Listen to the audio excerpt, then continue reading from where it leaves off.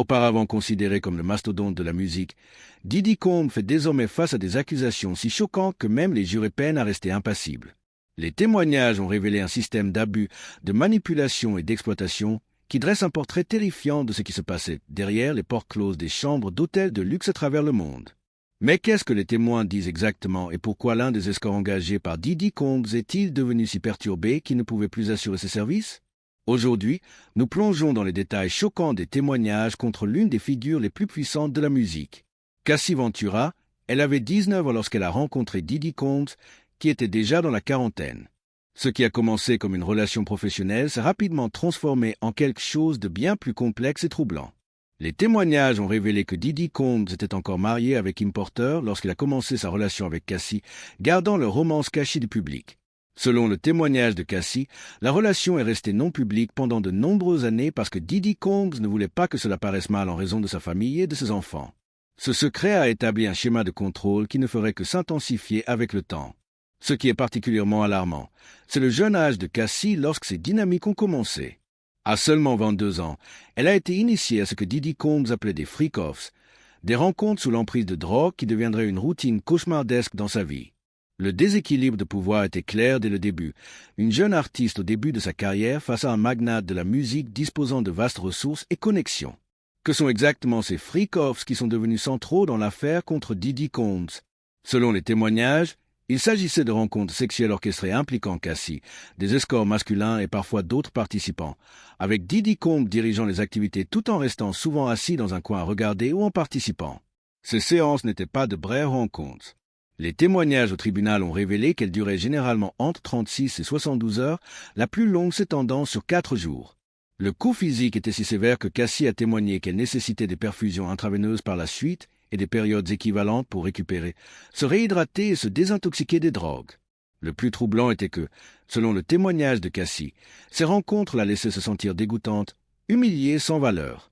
Elle a décrit comment les chambres d'hôtel se retrouvaient couvertes d'huile pour bébé, de sang et d'urine. Cassie a témoigné que lorsqu'elle ne faisait pas de musique, elle passait son temps à se remettre de ses expériences traumatisantes. Le rythme de ces rencontres était fou. Ces rencontres se produisaient apparemment plusieurs fois par mois dans de multiples lieux, notamment New York, Miami, l'Espagne et les îles turques et caïques. Selon Cassie, le personnel de Diddy Combs préparait les chambres avec de l'huile pour bébé, des préservatifs et des drogues avant leur arrivée. Le rôle des substances dans ces allégations ne peut être négligé. Selon les témoignages, Diddy Combs utilisait les drogues non seulement à des fins récréatives, mais comme outil de manipulation et de contrôle. Cassie a témoigné que la première fois qu'elle a pris de la drogue, elle n'en était même pas consciente.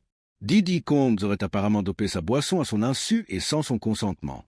Alors que ce schéma se poursuivait, elle a décrit la prise de drogues telles que l'ecstasy, la cocaïne et la kétamine pour s'engourdir pendant ces rencontres. Quand Cassie se fatiguait durant ces sessions de plusieurs jours, les témoignages suggèrent que Diddy Combs lui fournissait des stimulants pour la maintenir éveillée et participative. Ce contrôle chimique créait un cycle de dépendance qui rendait la fuite de plus en plus difficile. Les drogues l'anesthésiaient face à ces expériences tout en créant une dépendance physique, et la période de récupération entre les rencontres la maintenait isolée et vulnérable à la prochaine exigence. Les témoignages les plus effrayants évoquaient ce qui se produisait quand Cassie tentait de résister ou de déplaire à Diddy Combs. Selon son témoignage, elle disait « Il me frappait la tête, me renversait, me traînait, me donnait des coups de pied, me piétinerait la tête quand j'étais à terre. » Un escorte masculin a témoigné avoir été témoin direct de la violence de Diddy Combs. Il a décrit avoir vu Diddy Combs lancer une bouteille d'alcool en direction de Cassie lorsqu'elle n'a pas immédiatement répondu à son appel à venir dans la chambre. L'escorte a ensuite vu Diddy Combs saisir Cassie par les cheveux, la traînant à travers la pièce tout en l'invectivant.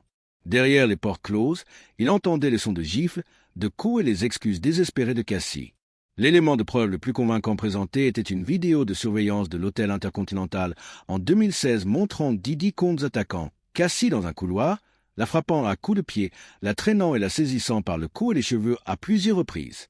Cette vidéo confirmait les récits de Cassie concernant les abus physiques et montrait au public un aperçu de ce qu'elle endurait en privé pendant des années. Ce qui rend cette affaire particulièrement solide, ce sont les témoignages concordants de multiples témoins. Un ancien agent de sécurité de l'hôtel Intercontinental a témoigné avoir répondu à un appel concernant une femme en détresse, trouvant du verre brisé dans le couloir et remarquant que Cassie avait un œil violacé. Selon son témoignage, Diddy Combs aurait tenté de le soudoyer avec une importante somme d'argent en liquide pour qu'il garde le silence sur l'incident.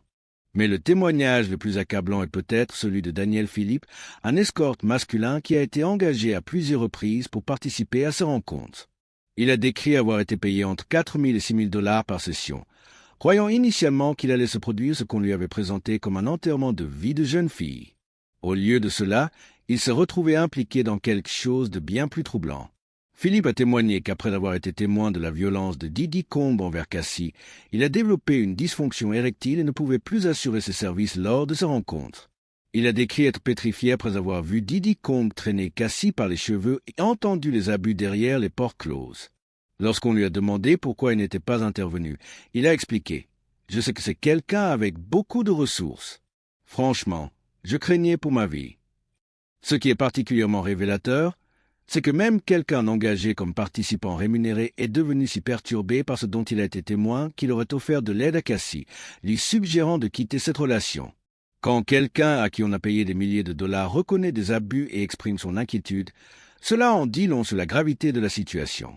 Les allégations s'étendent au-delà de Diddy Combs lui-même à ce que les procureurs ont décrit comme son cercle intime. Cassie a spécifiquement nommé Christina Korm, qui était à ce moment l'assistante de Diddy Combs, comme quelqu'un qui l'a surveillé pour Diddy Combs. Elle a également mentionné d'autres membres du personnel, des gardes de sécurité et des chauffeurs qui facilitaient ses activités. Selon les témoignages, lorsque Cassie essayait de se cacher ou de s'échapper, Diddy Combs envoyait la sécurité pour la retrouver. Son ancien garde de sécurité désigné comme Rock aurait reçu l'ordre de confisquer la voiture de Cassie, son accès à l'appartement ou ses bijoux comme punition. On me prenait ma voiture, on me mettait à la porte d'un appartement, on prenait mes bijoux. C'était très aléatoire. Ce réseau de complices aurait aidé à préparer les chambres d'hôtel pour les freak-offs, fourni le transport, procuré des drogues et maintenu le secret. Des messages textes de membres du personnel demandant des fournitures pour les freak-offs ont été mentionnés comme preuve pendant les procédures, suggérant un effort coordonné qui allait bien au-delà de Diddy Combs agissant seul. Cet aspect de l'affaire est particulièrement important en ce qui concerne les accusations RICO, les procureurs soulignant que Diddy Combs n'aurait pas pu commettre tous ces crimes sans son cercle intime.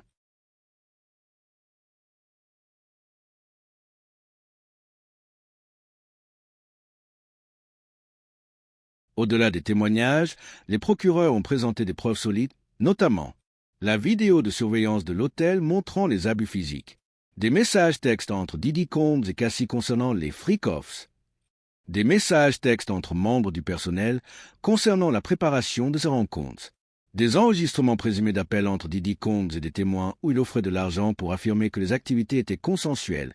Une escorte féminine aurait enregistré un appel où Diddy Combs lui offrait de l'argent pour déclarer qu'elle n'avait pas été forcée à participer à ces activités.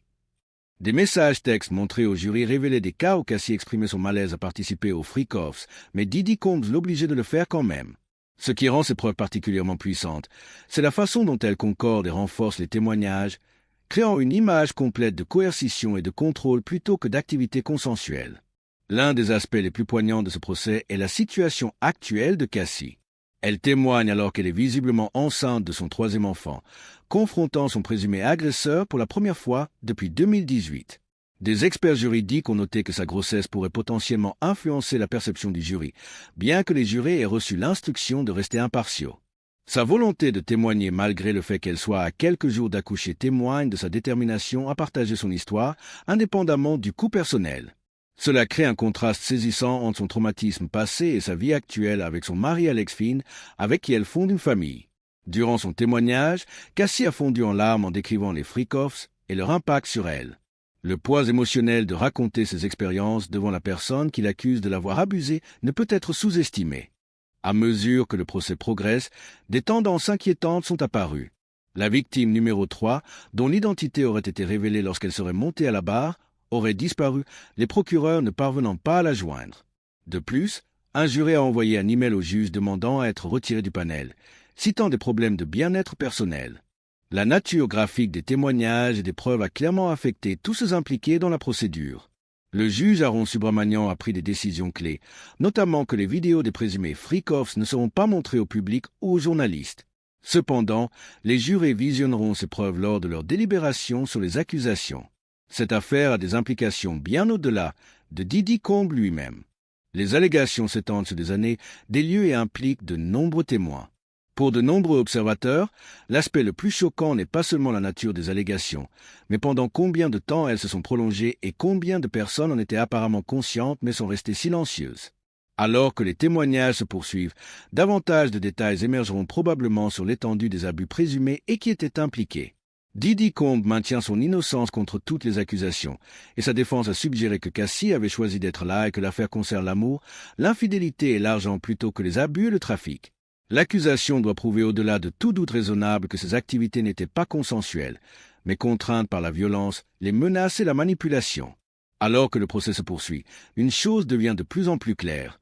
Les témoignages entendus jusqu'à présent ont déjà changé à jamais la façon dont le public percevra Diddy Combs et soulèvent de profondes questions sur le pouvoir, les abus et la responsabilité dans le monde du divertissement. N'oubliez pas de vous abonner pour ne manquer aucune mise à jour sur cette affaire choquante. Laissez vos commentaires et dites-nous ce que vous en pensez.